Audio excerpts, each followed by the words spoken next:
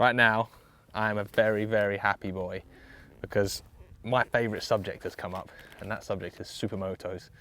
And I joined Superbike magazine, years ago, 8 years ago, something like that now. I was obsessed with supermotos. I was racing them, I had them on the road, I thought they were the best thing. Unfortunately, I came after the curve of supermoto popularity and no one else seemed to be interested in them. And really, yes, it kind of has died a bit. The supermoto craze was really big for a while there, and it has gone. You know, you don't see supermotos hardly ever these days on the road. That didn't really bother KTM. They've kept making them ever since the craze was at its height in the early 2000s, and they've just stubbornly kept making better and better supermotos year on, year out. And finally we're here to this new SMCR 690.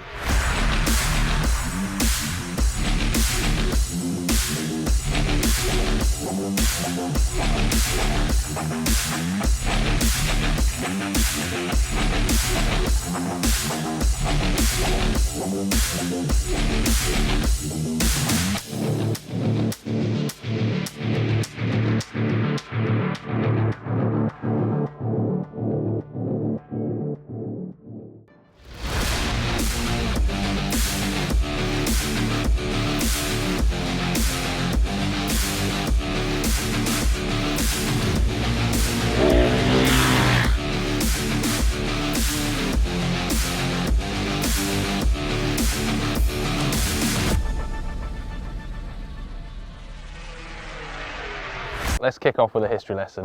1987, a while ago now, yeah, 30 something years, KTM started their 4-stroke kind of campaign. The LC4 engine, which the latest derivative is in this SMCR, that's when the LC4 came to light, went out enduro racing, and it was a competition engine then. It was won races, won championships, but it was a competition engine. Over the years, it's kind of gradually been refined into the pretty well-rounded practical engine that it is today. 94, it started in the first road-going Duke, which is KTM's kind of first road-going supermoto. Harsh, vibey, properly uncompromising, focused lunatic of a bike, which goes with the KTM reputation pretty nicely. And then over the years, things have evolved. The 620 supermoto came out, and finally we've ended up now with the 690 SMCR. So what did they need to change in this generation? We've already seen there's no competition for the 690. No one else makes a big supermoto. That hasn't stopped KTM from wanting to make it better. So they've developed the engine to get more power, more torque, a bit more rideability out of it, and to lose some of the vibration. One of the things people complain about a lot with big singles is that they're lumbery, vibraty old things, and KTM have put another balancer shaft into the cylinder head on this one and smoothed it out. That was their plan. So they've gone up to 74 horsepower, 7 brake more than the old model, and 73.5 newton meters of torque. Fair jump over the old bike, but they haven't lost any of the down low characteristics. They've actually smoothed the torque curve out, but there's no dips, no troughs, so we've got everything the old bike had, but where the old bike used to tail off on power, the new bike just keeps on going, carries on for another 500-ish RPM to really stretch the legs of the bike. There's a few other little tweaks to the stiffness of the chassis to cope with the more power, and they've adjusted the geometry a little as well. Fully adjustable forks up front. We've got the WP Explore fork on the Enduro version, and on this one we've got the slightly lower model, but it's still the highest spec WP fork fitted to a road-going KTM. Shock-wise, again, what you'd expect, a proper, fully adjustable WP, almost competition spec shock. The biggest step forward with this bike has been the electronics package. Ride-by-wire has been something that the SMCR's had for a while now, but they've moved that on a step with rider modes, traction control, and ABS. And we're not talking the cheap basic ABS system. It's a proper, full cornering ABS system, cornering sensitive traction control as well. And then they've put Supermoto mode, and on the off-road version, they've put an off-road mode. So with the SMCR, your Supermoto mode, back brake is out of the ABS circuit, so you can skid it, you can slide it, and the front brake will let you stoppy, but it won't let you lock the front and tuck it into the corners. The same with the traction control. If you switch the bike to sport mode, the thing will let you wheelie, it'll let you slide around a lot more, whereas in the regular street mode, it's kind of a little bit safer and calmer. And finally, to round off the electronics package, this SMCR 690 comes with what they call the Quick Shifter Plus. So it's a up and down gears quick shifter, so you can full throttle, bang it up the box, shut the gas, bang it down the box. You never need to touch the clutch lever. A real nice touch on a bike like this. Another little point is the brakes. They've upped the braking. We've got a massive Brembo 4-pot radial caliper on the Supermoto with a big 320mm disc on it. You know, the braking power is phenomenal for a bike of this size. It just stops in no time at all. There's even a USB plug, so you can charge your phone while you're riding along. Again, yeah, not sure how many people use that on a Supermoto, but it's just showing that they are trying to make it a more usable road bike. So obviously, you're going to spend a big chunk of cash on a motorcycle. You might as well empty the accessories catalogue as well. And yeah, unsurprisingly, KTM's got a massive range of accessories ready for this bike. Everything from kind of bolt-on shiny bits, crash mushrooms, wavy brake discs, compulsory noisy pipe, and a Kropovich silencer. They've also got some useful ones. On the Supermoto, you can get a 40mm lower seat height kit, which particularly if you're shorter legged or doing a lot of city riding, that's really helpful. And because it's a factory supported option, it's going to keep the same decent handling. It's not going to be one of those cheap eBay kits that absolutely destroys the geometry of your bike. That's a lot of changes, 65% new parts they've said. The level of equipment on this bike, they're just shy of 10 grand. Really unheard of in Supermoto world. It's not a cheap commuter bike. This is a pucker bike with top spec electronics, top spec rider aids, a really well sorted chassis, and that's how KTM has achieved a 74 horsepower single cylinder Supermoto that they're saying will work for riding to work every day and will work as a regular road bike. It's going to be some good fun now, getting out on track and finding out what it's actually like.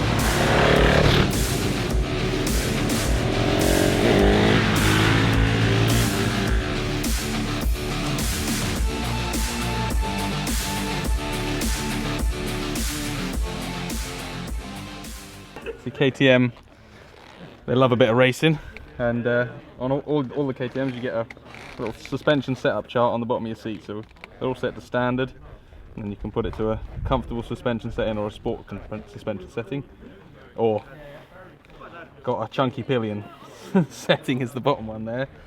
But yeah, it's just a super handy thing not to have to go back to the manual, just to refer to the sticker. So we're going to put it in sport mode now to make it more fast.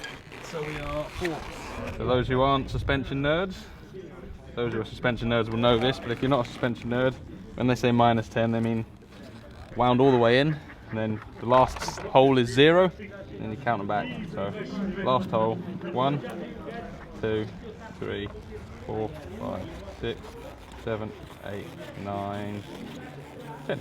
10 clicks out. I'm doing this again because I did it on one bike already today, and then that bike had a small fall over. It may or may not have had anything to do with me trying to do a 180 stoppie.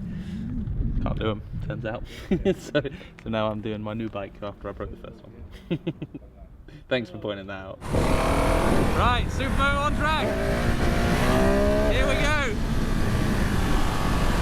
Get it in mode 2 for maximum chaos. Supermoto mode ABS, sport mode on the traction control. We've got wheelies, we've got skids, and we've got stoppies.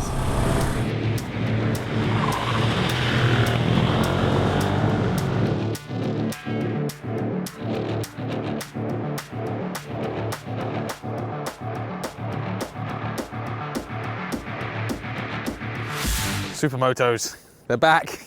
KTM never let them go, and thank heavens they didn't. This new SMC R690 is, I'm going to go out there and say, the best road-going Supermoto you can get. There you go, that's a fairly bold claim. There are definitely bikes that are more focused and more competitive, and there are definitely bikes that work better as a longer distance, fast road bike. But I've not ridden a Supermoto that works as well on a track at Supermoto stunty, childish stuff, and as a daily bike. These things are flipping awesome. We've been here today riding it on road and on track. First of all, we went out on the road, bike's all in road mode, ABS traction control all on road mode, and having mod cons like that on a Supermoto means that every single road, every ride, you know, you can push it and you can have a lot of fun. Those kind of early morning cold roads, bits of gravel coming off the hills, that kind of moment where you're maybe the confidence isn't high, it's not that ideal sunny day.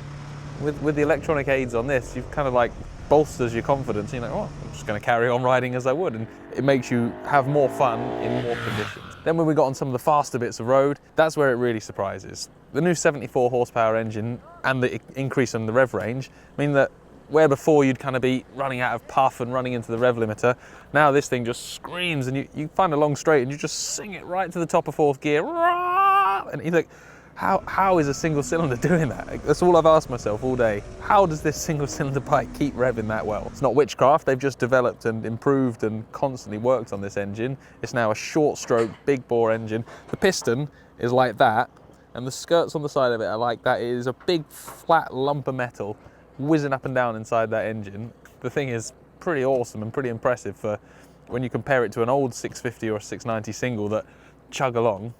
This has really moved the game on. One of the nicest things I found as well, you don't find it very often in this class of bike, but quick shifter, up and down the box. So you pull away with the clutch, unless you're pulling wheelies or backing it in, that's the last time you use it. The rest of the time you're just clicking up and down that gears, and it just means one less thing to think about. And it means that for your money, you're getting more technology. You're getting technology that belongs in superbikes, and now it's kind of trickled down, and you've got the proper electronics package on a Supermoto. Getting onto the track, you know, that's where this thing came into its own. Tight bends, there's a few fast sweepers, some fast changes of direction on this kart track here, and it just lapped all of it up. After a couple of sessions, we messed around with the tyre pressures a bit, dropped them a bit as it was a hot day, put the sport suspension settings on, and that kind of livened the bike up, sharpened everything up, and just made it will you into pushing it harder and harder and harder. Big Brembo brake on the front, and by the end of a really hard session, you know, abusing the brake, it was a little bit of fade there, but I'm talking hot day and being, you know, quite abusive to the brakes, and it was still pulling you up fine, but there was just a little movement at the lever. And genuinely, that's the only thing I found I could pick a hole in with this bike.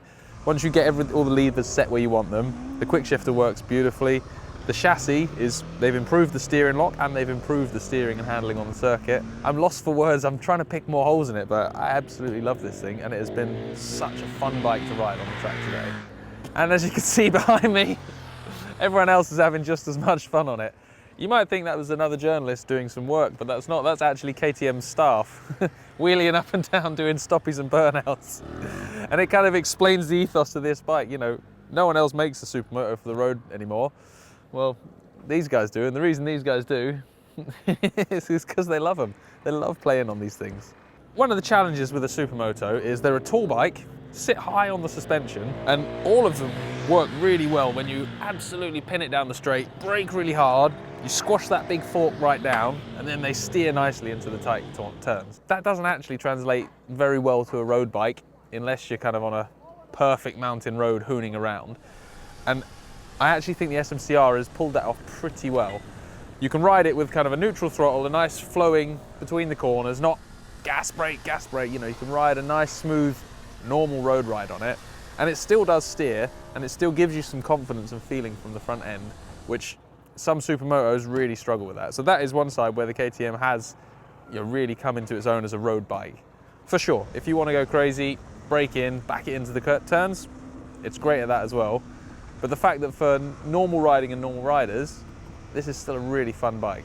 I think the biggest trick KTM has pulled off with this bike is that, you know, if the old SMCR 690 is there, you know, kind of class of its own, they've managed to widen its appeal. They've made it better on the road, more practical. You've got your USB phone charger and all your rider aids. They've kind of stretched it back in the comfort, practical, everyman direction. But then we got to the track and they've moved the track performance up a notch as well. They've achieved something that's quite hard. They've made it more practical and usable and faster and sharper on the track, all in one package. And that for me is the kind of real win with this bike. What we've got here is the best practical road-going Supermoto money can buy right now, and it's 9,599 of your English pounds. And for that, you get ride-by-wire, you get rider modes, you get traction control, ABS, a quick shifter. You get a lot of kit. This isn't a basic bike. The components on it are all top spec. And when you look at it like that, it is pretty good value for money. And if you're looking at pounds per miles, I can't think of a road bike I personally would rather have. But then again, I am a massive sucker for a Supermoto. If you didn't like Supermotos before, this bike's not going to make you like Supermotos.